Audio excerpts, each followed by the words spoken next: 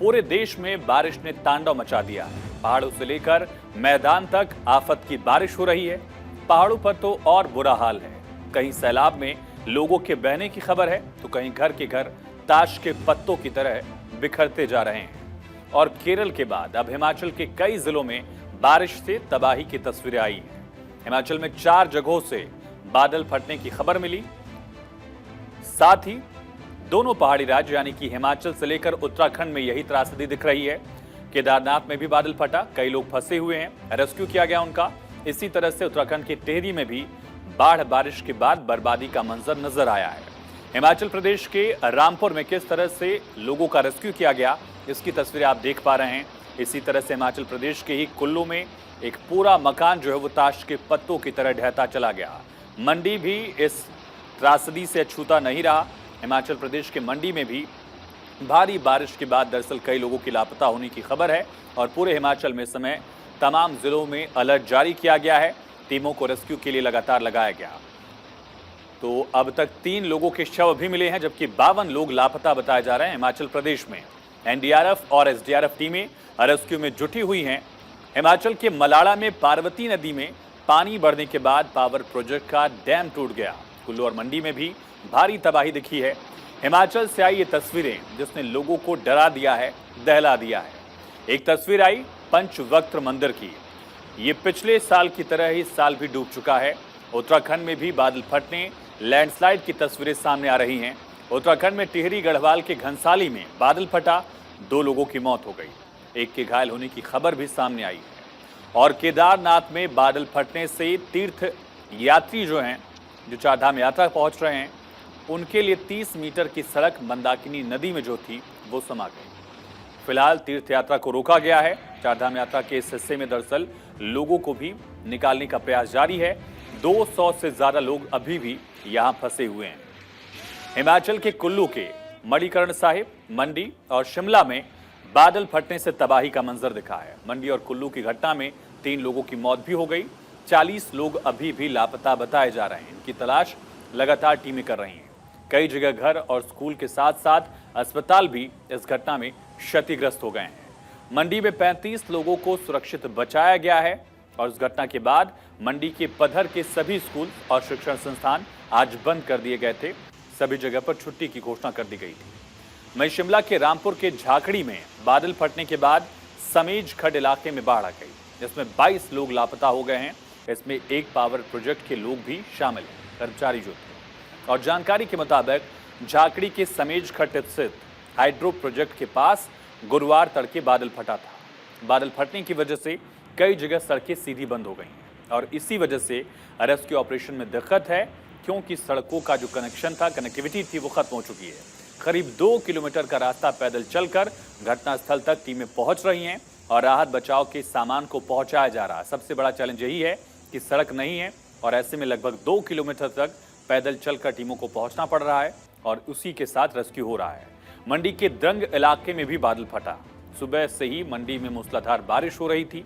बुधवार से ही ये तस्वीर दिख रही थी और भारी बारिश की वजह से बुधवार देर रात अचानक बादल फट गया, बाढ़ आ गई। इसकी जद में कई लोग दरअसल समा गए, कई घर बह गए, एक शख्स की मौत भी हुई और कई लोग इस दरअसल त्रासदी में लापता बताए जा रहे हैं। कहां कहां बादल फटने से तबाही हुई है, एक मैप के जरिए आपको समझाने की कोशिश करते हैं किन इलाकों में इसका सबसे ज्यादा असर दिखा है। हिमाचल के जितने भी बड़े जिले हैं वहां इसका कमोवेश असर दिख रहा है। मंडी में, कुल्लू में, यहाँ तक कि राजधानी शिमला में भी इसका असर दिख रहा है। और उत्तराखंड के 2 इलाके केदारनाथ और टिहरी गढ़वाल के साथ साथ दरअसल अल्मोड़ा में भी बादल फटने की वजह से तबाही की तस्वीरें सामने आई। हिमाचल की बात करें तो धर्मशाला जिला, जहां कुछ हिस्सों में भारी बारिश अभी भी हो रही है और मौसम विभाग के मुताबिक हिमाचल प्रदेश में अगली 4 से 5 दिन तक बारिश जारी रहेगी। कुल्लू में कलेक्टर तोरुल एस रवीश ने भारी बारिश के बाद सभी स्कूलों में 1 और 2 अगस्त को छुट्टी घोषित कर दी थी, यानी आज छुट्टी थी और कल भी छुट्टी रहेगी।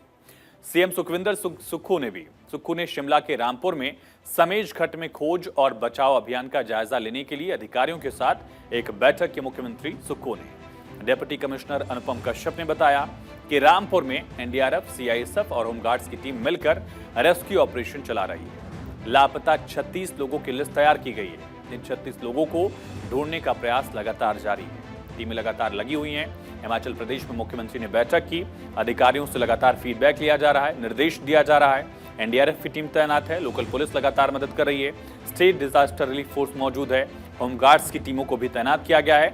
लेकिन कई जगह पर पहाड़ी इलाका है, इस वजह से कनेक्टिविटी नहीं होने की वजह से दरअसल रेस्क्यू ऑपरेशन और ज्यादा मुश्किल होता जा रहा है। खास करके हिमाचल में अगले 3 से 4 दिन, कमोबेश 5 दिन जो है वो मुश्किल भरे होंगे, क्योंकि बारिश का दौर अगले 4-5 दिन तक जारी रहेगा और यही सबसे बड़ा चैलेंज है, भारी बारिश के बीच में इन लापता लोगों की तलाश करना। कई जगह पर दरअसल अधिकारियों ने छुट्टी की घोषणा भी की है, लेकिन सबसे ज्यादा असर दिखा इसका मंडी में, शिमला में, धर्मशाला में और साथ ही रामपुर में। इन तमाम जगहों पर बादल फटने की वजह से लोगों को सीधा नुकसान झेलना पड़ा है। कहीं मकान ढह गए, कहीं घर बह गए, अस्पताल पर जो सामुदायिक भवन थे उन पर भी इसका नुकसान देखा जा सकता है, क्षतिग्रस्त हुए हैं और इसको लेकर लगातार मॉनिटरिंग भी की जा रही है। मुख्यमंत्री राजधानी से लगातार अधिकारियों से संपर्क में हैं, राहत बचाव का कार्य जारी है। लेकिन दूसरा पहाड़ी राज्य यानी कि उत्तराखंड, यहां पर भी बारिश कहर बरपा रही है। टिहरी जिले के घनसाली में बादल फटा, 2 लोगों की मौत हो गई और 1 शख्स के घायल होने की खबर भी है। घनसाली विधानसभा क्षेत्र के जखन्याली में नौताड़ गदेरी में बादल फटा और उसके बाद एक होटल बह गया। मोयाल गांव में घनसाली चिरबिटिया मोटर मार्ग को जोड़ने वाली पुलिया के बह जाने की भी खबर है और सबसे ज्यादा चिंता वाली खबर आई केदारनाथ पैदल मार्ग से, जहां भीम बली की गदेरी में बादल फटा और उसकी वजह से रास्ते में भारी मलबा है, बोल्डर्स गिर गए हैं। पैदल मार्ग का करीब 30 मीटर का हिस्सा ही पूरी तरह से क्षतिग्रस्त हो गया है। करीब 200 तीर्थयात्री श्रद्धालु जो चारधाम पहुंच रहे थे, बाबा केदार के दर्शन करने जा रहे थे या आ रहे थे वहां से, ये यहाँ फंसे हुए हैं। कहाँ क्या नुकसान हुआ और अभी स्थिति क्या है, इसके बारे में भी आपको बताते हैं। दरअसल पहाड़ की अगर बात की जाए, हिमाचल में समेजगढ़ रामपुर का जो हिस्सा था, यहाँ हाइड्रो प्रोजेक्ट डैमेज हुआ। पधर, मंडी, थलटू खोड़, ये जो गांव है, यहाँ तबाही का दरअसल मंजर दिखा है। मणिकर्ण घाटी, कुल्लू में मलाड़ा डैम ओवरफ्लो हुआ। भीमबली जो केदार घाटी का हिस्सा है, यहाँ पर दरअसल बादल फटने से रास्ता टूट गया और टिहरी में घनसाली के हिस्से में बादल फटने से 2 जिंदगियां दफन हो गई। हिमाचल के मनाली में 5 मंजिला इमारत बहने की, गिरने की तस्वीरें हमने आपको दिखाई है। उत्तराखंड के मुख्यमंत्री पुष्कर सिंह धामी ने टिहरी के बाद रुद्रप्रयाग की केदार घाटी, यहां का हवाई और स्थलीय निरीक्षण करके वर्तमान स्थिति का जायजा लिया। मुख्यमंत्री ने यह जानने की कोशिश की कि फिलहाल स्थिति क्या है और उसको लेकर कैसे मदद पहुंचाई जा सकती है। खुद पुष्कर सिंह धामी यहां पहुंचे, श्रद्धालुओं से मुलाकात की, उनका हालचाल जाना, साथ ही हिमाचल के कुल्लू, मंडी और रामपुर में आई त्रासदी को लेकर भी मुख्यमंत्री सुखविंदर सिंह सुक्खू ने भी अधिकारियों के साथ इमरजेंसी बैठक की। लोगों से नदी नालों की ओर नहीं जाने की अपील भी की गई है और हादसे को लेकर केंद्रीय गृह मंत्री अमित शाह ने भी मुख्यमंत्री सुक्खू से फोन पर बात की है, हालात की जानकारी ली है। लगातार दोनों ही राज्यों के मुख्यमंत्री एक्शन मोड में हैं, बैठकों का दौर जारी है। खुद स्थिति को समझने का प्रयास भी दोनों राज्यों के सीएम ने किया है।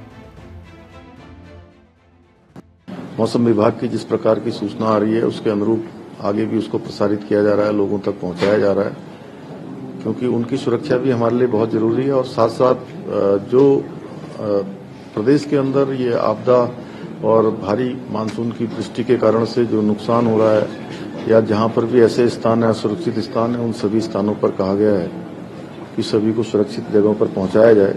रात को क्लाउड बस्ट हुआ, कोई सुबह का समय था, 4:40 के करीब एक ही रेंज में 3 से 5 तक क्लाउड बस्ट हुए। उस स्थिति में तकरीबन 50 के लोग करीब मिसिंग है। 2 डेड बॉडी रिकवर कर ली है और अभी पूरी जानकारी ले रहे हैं। अगले 36 घंटों में भी यहाँ अत्यधिक बारिश होने की संभावना है। तो अभी फिलहाल मौसम में दरअसल राहत की गुंजाइश कम है। आपने उत्तराखंड से लेकर हिमाचल में कुदरत के रौद्र रूप को देखा है, लेकिन अब लापरवाही के खेल में फेल होते सिस्टम की भी तस्वीरें आपको दिखाते हैं। ये 3 तस्वीरें देखिए।